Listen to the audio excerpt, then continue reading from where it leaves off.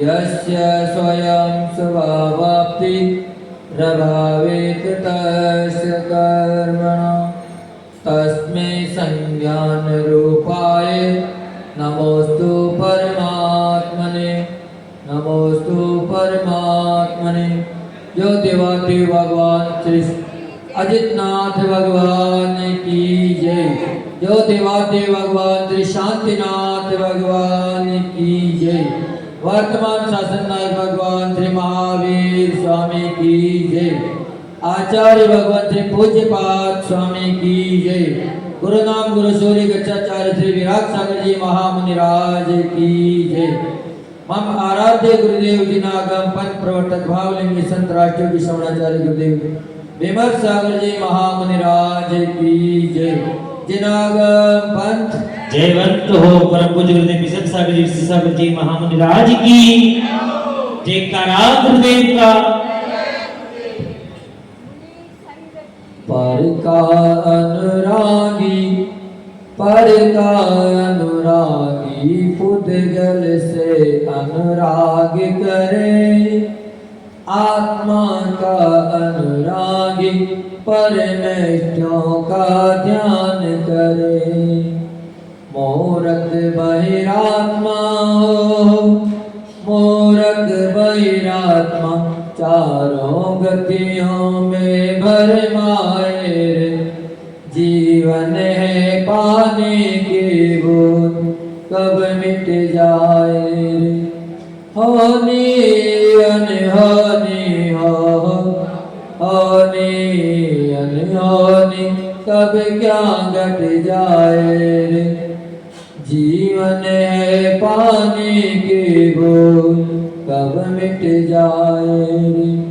जय गुरु जनागम पंथो अनादि अनिरंजन जनागम पंथ जयवंत है। भव्य आत्मा ज्ञानी आत्मा अपन सभी का महान पुण्य का उदय है कि अपन प्रतिदिन प्रभु महावीर की देशना सुन रहे हैं और अपने आत्मा का कल्याण कर रहे हैं, उत्थान कर रहे हैं। आज अपन इष्टोपदेश के प्रवचनों में जानेंगे। आचार्य भगवत पूज्य पाद स्वामी अपने को बता रहे हैं।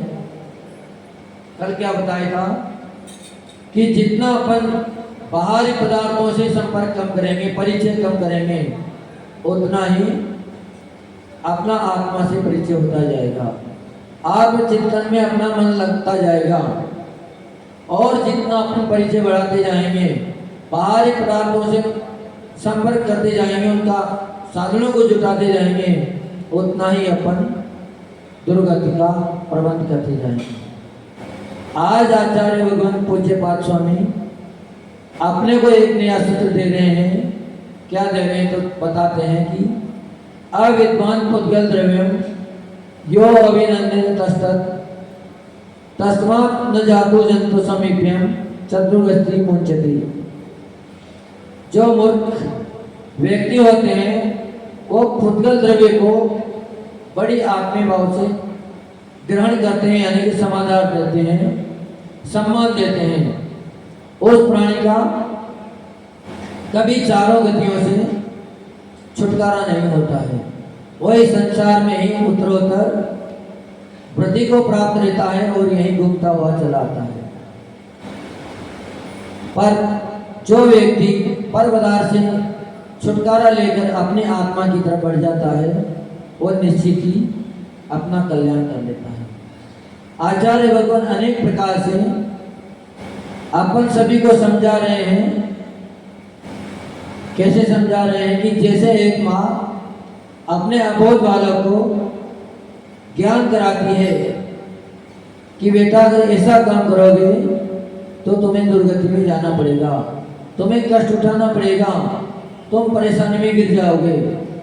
ऐसे ही आचार्य भगवान अपने को एक माँ की तरह समझाने में लगे हैं कि बेटा जब तक तुम पर पदार्थ में रचे पचे रहोगे, पर पदार्थ में आसक्त रहोगे, तब तक तुम्हारा कल्याण होने वाला नहीं है। वैसे ही आचार्य भगवान समझा रहे कि जैसे तू आत्मा का आश्रय लेगा और पुद्गल का आश्रय छोड़ देगा तो निश्चित ही तरह उत्थान होने लग जाएगा। पर जब तक तो पुद्गल से आश्रित रहेगा, पुद्गल को ही अपना सब कुछ मानेगा, शरीर को ही आत्मा मान लेगा, जब तक वेद विज्ञान की कला तेरे अंदर नहीं आएगी तब तक तू संसार से छूट नहीं सकता। अगर वेद विज्ञान आ जाता है तो संसार में रहते हुए भी आदमी जीव ऊपर उठ जाता है कि उसको अपना अच्छे और बुराई का ज्ञान हो जाता है, कौन अपना अच्छा है और कौन बुरा है। पर आचार्य भगवान इस गाथा में कह रहे हैं कि यह विद्वान पुद्गल द्रव्यम जो मूर्ख प्राणी होते हैं या मूर्ख का आश्रय किसे लिया गया है या कोई पागल से कोई मतलब नहीं है। अपन सोचे अगर कोई मूर्ख है तो पागल होगा, मंदबुद्धि होगा, उसे कोई मूर्ख कहते हैं या उसका कोई मतलब नहीं है। आचार्य भगवान अपने को यहाँ एक बात समझा रहे हैं कि जो मूर्ख होता है, पागल होता है, वह वेद विज्ञान से परे होता है, उसके जीवन में कभी भी वेद विज्ञान घटित नहीं होता है, वो शरीर को ही अपना आत्मा मानता है। क्योंकि ऐसे इस संसार में बहुत से मत प्रचलित हुए जिन्होंने मरण के साथ ही आत्मा का भी मरण मान लिया और जन्म के साथ ही आत्मा का भी जन्म मान लिया। वो कहते हैं कि जैसे दीपक बुझते ही दीपक का अस्तित्व खत्म हो जाता है, वैसे ही मरण होते ही जीव का अस्तित्व खत्म हो जाता है, ऐसा कई मतों में माना जाता है। इसीलिए वो कहते हैं कि जब तक संसार में है सुख से जिए, जैसे हो सके वैसे अपने साधन जुटा के जिए। अपने पास अगर धन भी ना हो तो पड़ोसी से उधार ले लें, पर आजीवन जी पिए और मौज मस्ती से रहें, क्योंकि पुनः तुम्हारा जन्म होने वाला नहीं है। कर्ज लिया है तो उसको चुकाने की तुम्हें कोई जरूरत नहीं पड़ेगी। पर यह मूर्खों का संदेश है। आचार्य भगवान यहाँ कह रहे हैं कि जो जीव जैसा कर्म करता है, जैसे कर्म मान लेता है, उसका ऋण उसे एक भाव में नहीं अनेकों भाव में चुकाना पड़ता है। क्योंकि अपन साक्षात देखते भी हैं कि जाति स्मरण हो जाता है। अब जब अगर पुनर्जन्म नहीं होता है तो जाति स्मरण क्यों होता है? जाति स्मरण जिस व्यक्ति को हो जाता है तो पूर्व की सारी बातें अपने को सामने जस की तस बता देता है। अपने शास्त्रों में कहीं ऐसे दृष्टांत अपने को सुनने में मिलते हैं, देखने को मिलते हैं। पर जब तक वेद विज्ञान अपने जीवन में नहीं आएगा तब तक अपनी बातों में रचे बचे रहेंगे। आचार्य भगवान कह रहे हैं कि जो मूर्ख है, पुद्गल द्रव्य में सदान करता है, उनको चाहता है, उसके कारण उसमें प्रतीक करता है, लगाव करता है और तत्वों से रुचि दूर रखता है, वो निश्चित ही चतुर्गति में भ्रमण करता है। काय में करता है? चतुर्गति में वह जीव सतत भ्रमण करता रहता है। पर वह पुद्गल द्रव्यों को चाहता और आकर्षित होता है जब तक उनसे दूर हट जाएगा, उसको भेद विज्ञान मालूम हो जाएगा कि शरीर अलग है और आत्मा अलग है, तो फिर निश्चित ही उसका बोध हो जाता है। और जब वो बोध हो जाता है व्यक्ति को तो फिर कभी भी तुच्छ वस्तु के पीछे कोई भी नहीं पड़ता है। अगर दो जगह ढेर लगा हो, एक जगह मिट्टी का लगा हो, दूसरी जगह अगर सोने का लगा हो, पर जब तक ज्ञान ना होगा तब तक तो वह किसी को भी उठा के ला सकता है। पर जब बोध हो जाता है, ज्ञान हो जाता है, तो फिर मिट्टी को कोई भी हाथ लगाने की कोशिश नहीं करता है।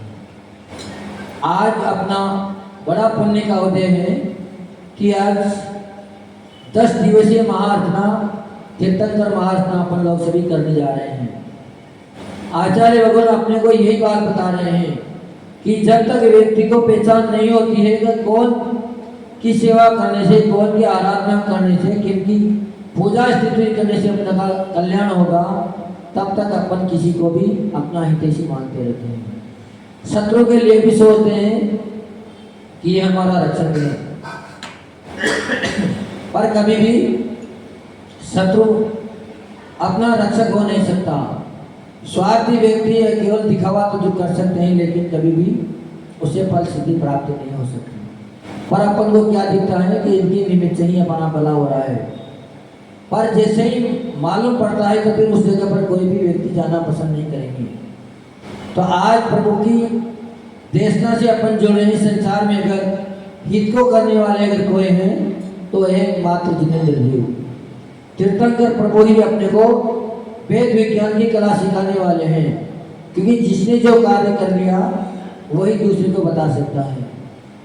जिसने संसार का नाश ही नहीं किया है वो अपने को संसार से तिड़ने वाली बात कैसे बता सकते हैं। और संसार में उलझने वाला सबसे बड़ा अगर कोई कारण है तो वह है मिथ्यात्व। जो व्यक्ति मिथ्यात्व से छूट जाता है उसके जीवन में ही वेद विज्ञान प्रकट होता है। जब तक मिथ्यात्व रहता है तो उसका मोह बड़ा प्रबल होता है, और जब तक मोह प्रबल रहेगा तब तक व्यक्ति कभी भी अपने आत्मिक में लग नहीं सकता। उसको कितना भी समझाया जाए, कितनी भी बात बताई जाए। इसलिए आचार्य भगवान दूसरा उदाहरण इसमें दे रहे हैं कि पुद्गल द्रव्य अभिनंदितम। पुद्गल द्रव्य में कभी भी राग नहीं करना चाहिए, प्रसन्नता नहीं व्यक्त करना चाहिए, क्योंकि जितने भी पुद्गल द्रव्य हैं वो सब अपना अहित करने वाले हैं। वो कभी भी अपना हित नहीं कर सकते। जितनी आसक्ति पुद्गल द्रव्य में बढ़ती जाती है उतना ही अपना अहित होता जाता है।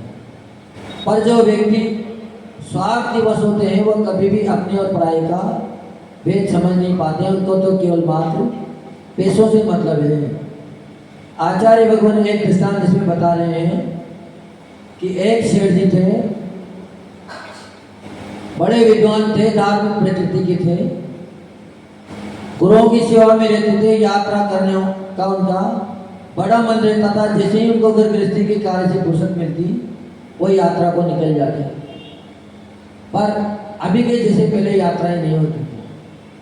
अभी के जैसे आजकल की साधन है वैसे साधन पहले नहीं थे। आज तो शाम को बैठो और सुबह आप शिखर जी पहुंच जाओगे। पर पहले या तो गाड़ी बैलों से जाते थे या पैदल ही यात्रा करनी होती थी। तो सेठ जी ने भी अब यात्रा करने का मानस बनाया। वो घर से निकले तो बीच बीच में पड़ाव डालते हुए वो अपनी यात्रा की तरफ गंतव्य कर रहे थे। उस समय सारा साधन अपने साथ ले जाना पड़ता था। खाना पीने का, आहार चौकी का, यात्रा की सुख सुविधाओं का सब सामान अपने साथ जुटा के चलते थे। और साधन भी इतने नहीं थे कि गाड़ी कर ले जाए, गाड़ी भर ले। तो सेठ जी ने सोचा कि इतना सामान अपन कहाँ ले जाएंगे, कुछ द्रव्य अपन अपने पास रख लेते हैं और यात्रा में जहाँ जहाँ जरूरत पड़ेगी अपने कार्य कर लेंगे। उन्होंने सोचा अब द्रव्य कैसे ले जाएं, तो वृद्ध तो थे ही, विद्वान भी थे, प्रज्ञा विशेष थी। उन्होंने एक बांस की पोली लकड़ी मंगवाई, उसमें नीचे साल ठुकवा दिया और ऊपर ऐसा घुमाव लगवा दिया ताकि कोई समझ नहीं पाए कि ये लकड़ी है, पोली है या कोई संदूक है। तो उन्होंने वृद्धावस्था में जो लेकर चलते हैं वैसी एक गुटान बना ली, यानी कि लकड़ी तैयार करवा ली, एक ठेका तैयार करवा लिया और उसमें ही छोटे छोटे जितने भी सोने के सिक्के थे सब पूरी लकड़ी में भर दिए, ताकि देखने वाला कोई चोर लुटेरा भी आए तो उसको न लुटे, क्योंकि लकड़ी को कौन ले जाएगा, लकड़ी को कोई भी हाथ लगाने वाला नहीं है। और जो मापक थोड़ा पैसा अपने पास अलग से रख लिया। धीरे धीरे वो बढ़ते गए। जब आगे बढ़े तो एक गांव में उनका पुराना मित्र रहता था। सोचा कि जब यात्रा करने जा रहे हैं, शिखर जी की यात्रा जा रहे हैं, वापस आ पाए ना आ पाए, मिलन हो न मिलन हो, ये मित्र अपना सर्वश्रेष्ठ मित्र है, इसे अपन अच्छी बुरी सारी बात कह देते हैं, क्यों न इसे मिलते हुए चले। तो उसी के घर रात विश्राम करने के लिए रुक गए। एक दिन रुके तो मित्र ने उनकी सारी वार्ता चर्चा सुनी। आपस में बातचीत हुई कि हम यात्रा को जा रहे हैं, शिखर जी की यात्रा को जा रहे हैं। तो दिखने में तो बड़ा सरल दिखता था, लेकिन था बड़ा स्वार्थी। बाह्य पदार्थों से धन दौलत से उसका बड़ा लगाव था, जबकि ये नहीं था कि उनके पास कोई धन संपत्ति न होगी। वो भी खुद में शेठ थे। पर जब दूसरे की संपत्ति पर नजर चली जाती है तो अपना सारा विवेक खत्म हो जाता है। और शेर जी ने सोचा कि ये इनके पास लकड़ी है, इसको कभी भी अलग नहीं करते हैं। रात को सोते हैं तब भी सिरहाने रख के सोते हैं, और उठते हैं तब भी इसको लेके जाते हैं, कभी अलग नहीं करते हैं। हो सकता है कुछ न कुछ दाल में काला है, इनका जितना भी माल होगा वो शायद इसी खजाने में इन्होंने रख रखा होगा। उसके अंदर संशय पैदा हो गई, भ्रम पैदा हो गया। दूसरे दिन जैसे ही शेर जी जाने लगे तो उन्होंने बड़ी आवभगत की कि कोई मित्र आज नहीं, आप कल चले जाना, क्योंकि बड़े दिनों बाद आए हो, लंबे रास्ते से जा रहे हो, दोबारा मिलन हो ना हो। क्योंकि उसकी नज़र कहाँ चली गई थी? शेठ जी के खजाने पर उसकी नज़र चली गई। रात को शेठ जी तो अपने बिस्तरों में सो गए, लकड़ी को वापस अपने सिर के सिराने रख लिया। पर जैसे ही शेठ ने सोचा कि शेठ मित्र को नींद आ गई, तो उसने उपाय सोचा कि कैसे इसको प्राप्त किया जाए, और धीरे से उसने वो लकड़ी निकाल ली। जैसे लकड़ी उठाई तो लकड़ी बहुत भारी थी। वो तुरंत समझ गया कि लकड़ी इतनी भारी हो नहीं सकती, इसमें ना कुछ द्रव्य रखी है। जैसे उसको खोला तो उसमें सोने के सिक्के भरे हुए थे। सोने के सिक्के देखते उसका मन ललचा गया, सारे सिक्के उसने बाहर निकाल लिए, और उसके साथ पास में उसी वजन के लोहे के टुकड़े उसमें भर दिए, कुछ नीचे सोने के रख दिए और कुछ ऊपर ढक्कन के ऊपर सोने की सिक्के रख दिए, और बाकी पूरी लकड़ी लोहे के टुकड़ों से भर के वापस जान की कहाँ रख दी। जैसे ही सुबह शेर जी जाने को लगे, उनकी बड़ी आवभगत की और उनको गांव से बहुत दूर तक वो छोड़ने नहीं गया। शेर जी को कुछ भी भ्रम नहीं हुआ, होता भी कैसे, क्योंकि लकड़ी यथास्थान उनको मिल गई। धीरे धीरे वो यात्रा से आगे बढ़ते हुए एक दिन शिखर जी को पहुंच गए। बड़े मन से उन्होंने यात्रा करी। यात्रा करते हुए उनके भाव हुए कि अष्टानिका पर्वत नजदीक आ रहा है, क्यों ना अपने यहाँ एक बड़ा विद्वान रचा लें। अष्टानिका महापर्व में अगर सिद्ध भूमि है, यही विधान रचाएंगे तो सिद्धों का आराधन करेंगे तो बड़ा पुण्य का फल मिलेगा। तो उन्होंने बड़ा विचार बनाया, सच विचार था। यात्रा करके जैसे ही नीचे आए वंदना करके, तो मैनेजर से उन्होंने सारी बात बता दी कि हम यहाँ विधान करना चाह रहे हैं और सारी व्यवस्था तुम्हें जुटानी है। आपका पेमेंट हम जैसे ही हमारे पास माल आएगा हम तुम्हारा पूरा पेमेंट कर देंगे। अष्टानिका पर्व के मात्र 2 या 3 दिन ही शेष रह गए थे। मैनेजर ने सारा प्रबंध करके सेठ जी के पास रख दिया और बोले कि इसका इतना इतना पेमेंट होगा, आप पेमेंट कर दीजिए। तो सेठ जी बोले कि आप 1-2 घंटे बाद आकर हमसे पेमेंट ले जाना और अपना माल यहाँ रख जाओ। अब जब उसी धर्मशाला में रुक रहे तो मैनेजर का विश्वास करना स्वाभाविक था, क्योंकि सेठ जी अक्सर उसी धर्मशाला में रुकते थे और दान पुण्य भी करते थे, तो सभी के विश्वास पात्र थे।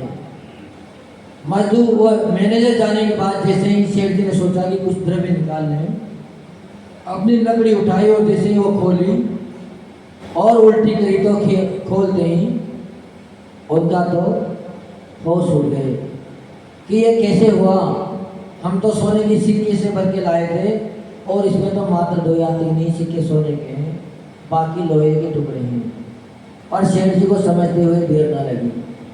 सेठ जी तुरंत समझ गए कि ये हमारे उस स्वार्थ मित्र की करतूत है, क्योंकि हम वो कहीं तो रुके ही नहीं, उन्हीं के यहाँ हम रुके थे और उन्होंने हमसे दगाबाजी कर दी। इस लकड़ी के सारे सब सिक्के निकाल लिए और इसमें लोहे के टुकड़े भर दिए। अब क्या किया जाए? सेठ जी बड़े परेशान हैं। अपनी इज्जत का भी ख्याल आ रहा है उन्हें कि अगर ये बात सब लोग सोचेंगे समझेंगे, सबको पता लगेगा तो क्या बात होगी। तो सेठ जी ने उसी समय आत्महत्या करने का विचार बना लिया। कहाँ तो गए थे? समेत शिखर की यात्रा करने। वंदना करने के बड़े भाव थे, विधान रचाने के बड़े भाव थे, पर घटना कुछ दूसरी ही घट गई। तो इसीलिए कह रहे हैं आचार्य भगवत पूज्य पाद स्वामी यहाँ कि जो बाहरी पदार्थों से चक्कर में फंस जाते हैं, उसमें रुचि लगाते हैं, वो निश्चित ही दुर्गति को प्राप्त हो जाते हैं। जब शेर जी को ये बात मालूम हुई तो उन्होंने सोचा कि अब किसे मुंह दिखाएं, किसे न दिखाएं। तो जिस धर्मशाला में वो रुके थे उसमें 2 गेट थे। पीछे का गेट सीधा सीधा कुएं की तरफ जाता था। शेर जी पीछे के गेट से निकले और कुएं में छलांग लगा दी। छलांग लगाते ही शेर जी का प्राणांत हो गया। पर उनके भाव कैसे थे फिर भी कि हम विधान रचा नहीं पाए। शिखर जी आए, हमारी बड़ी भक्ति थी, बड़ी हम सिद्धों की आराधना करते और बड़े मनोयोग से प्रभु की भक्ति में हमारा मन लगता, कितने पुण्य की अपने को प्राप्ति होती। ऐसे ही विचार करते करते उनका प्राणांत हो गया और उन्होंने उसी समय निदान बंद कर लिया कि इसका बदला हम शेर जी से जरूर लें। अगला जन्म हमारा उन्हीं शेर जी की यहाँ हो। अब जैसे ही मैनेजर आया तो मैनेजर ने शेर जी को कहीं भी नहीं पाया।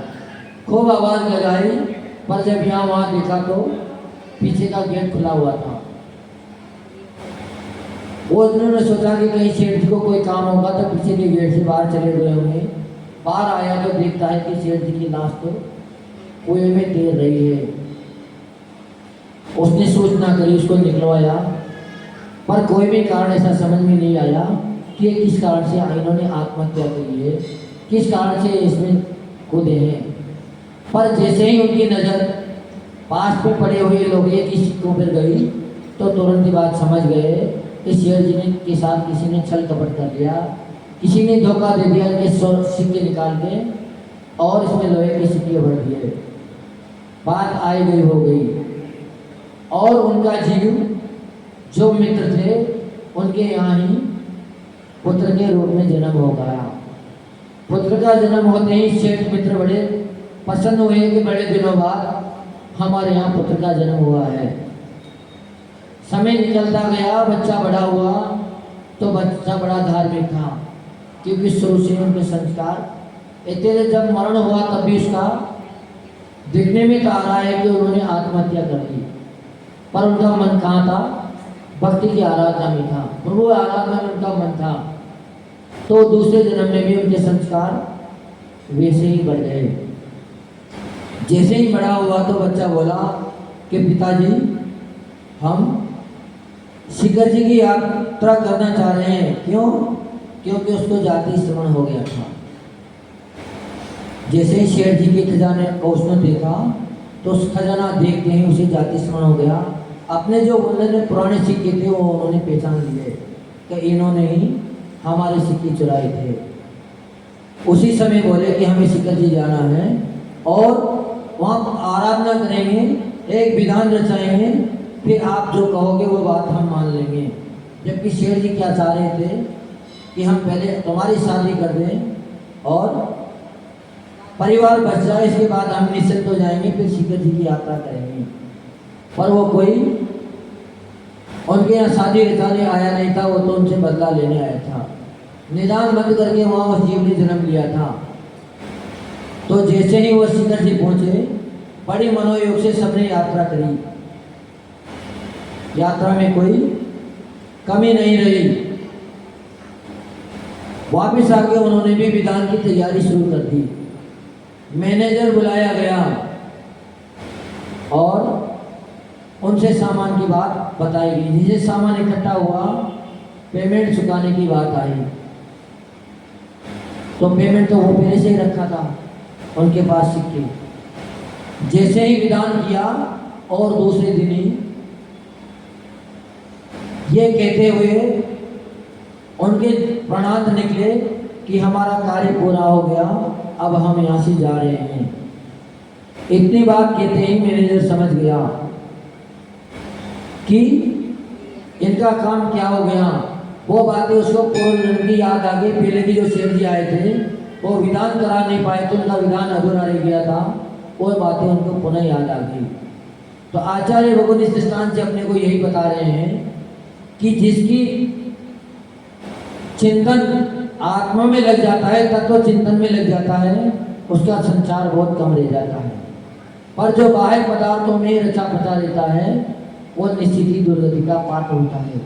शेठ मित्र को यहाँ क्या करना पड़ा, अपने बेटे का भी हाथ धोने पड़े और सजा भी भोगनी पड़ी और इज्जत भी सारी खत्म हो गई। तो बाहरी पदार्थ जितने भी अपने हैं ये सब अपने को दुर्गति दिलाने वाले हैं, मोह माया में फंसाने वाले हैं। और जो प्रभु की भक्ति में लग जाते हैं वो कदाचित उस समय अगर उनकी पूर्णता भी ना हो पाए फिर भी जो संस्कार आत्मा में घटित हो जाते हैं, इतने प्रकार संस्कार हो जाते हैं कि वो जहाँ भी जाएगा उनके संस्कार स्वतः ही घटित हो जाते हैं। अपन देखते ही हैं कि कई बच्चे तो महाराज के पास आने में डर रहे हैं, बुलाते बुलाते अपने पास नहीं आते हैं। पर कई बच्चे ऐसे होते हैं कि महाराज जी जब तक पीछे न लगा दें वहाँ से जाएंगे नहीं। एक बार नहीं, दो दो तीन तीन बार जब पीछे लगाते हैं, जब यहाँ से बच्चे दूर होते हैं, ये क्या हो रहा है, ये सब उनके पूर्व के संस्कार हैं। नहीं तो महाराज के पीछे देखते ही लोग डरने लग जाते हैं। पर जिन बच्चों के अंदर पूर्व के संस्कार हैं, जिन्होंने पहले भी गुरुओं की सेवा करी हो, वो निश्चित ही गुरुओं से संपर्क बनाने में लग जाते हैं। तो अपन को सभी कुछ दृष्टांत से समझते हुए इस बात को ख्याल में लेना है कि आज अगर हम प्रभु की भक्ति कर रहे हैं, विधान रचा रहे हैं, तो निश्चित ही अपना कल्याण होना है। ये हो नहीं सकता कि भगवान की भक्ति रचाएं और अपना कल्याण ना हो। ये संस्कार ही आगे जाके आपको भक्ति से जोड़ने वाले हैं। पर अगर अपन सारी धन संपत्ति को कुटुंब परिवार की रक्षा में लगाते रहें, जोड़ते रहें, तो वह सारी धन संपत्ति दिखने में अच्छी लगेगी, लेकिन अंत समय में आपको इस भाव में भी दुर्गति को दिलाएगी और आगे भी उत्तरोत्तर दुर्गति में ले जाने वाली है। इसलिए सभी लोग इस 10 दिन की महा कीर्तन कर प्रभु की अपन महान आचना कर जा रहे हैं। इसको सानंद मन वचन और काय से मन योग से लगाकर संपन्न करें। जितना हो सके जितना तन का सहयोग दें, जिनके पास मन का सहयोग है वो मन का सहयोग दें, और जिनके पास धन की भी सहूलियत है वो धन का भी सहयोग करके प्रोग्राम को अच्छा बनाएं और सभी अपने पुण्य की वृद्धि करें कि जो अपने पुण्य कमाने में वही आगे जाकर अपने गाँव में अपने को धर्म से जोड़ने वाला होगा। तो विद्वान लोग कभी भी बाह्य पदार्थों में अपना मन नहीं लगाते हैं, अपने आत्मा में चिंतन लगाते हैं, वही विद्वान हैं। और बाकी के संसार में सब मूर्ख ही हैं, पागल हैं, क्योंकि जो जितना जोड़ेंगे उनकी निश्चित ही दुख के सामना करना पड़ेगा, निश्चित ही दुख से उनका परिचय होगा। दुख से जैसे संगति बैठेगी तो बहु बहु तक वह दुख की परिणति उनकी बढ़ती चली जाएगी। जो परम पूज्य राष्ट्रीय विश्वनाचार्य गुरुदेव विमल सागर जी महामुनि राज की जय। बोले मुनि श्री विषम सागर जी महामुनि राज की श्री गुरुदेव ने कितनी अच्छी बात एक उदाहरण के माध्यम से बताई कि हम अपने धन का उपयोग, अपने तन का उपयोग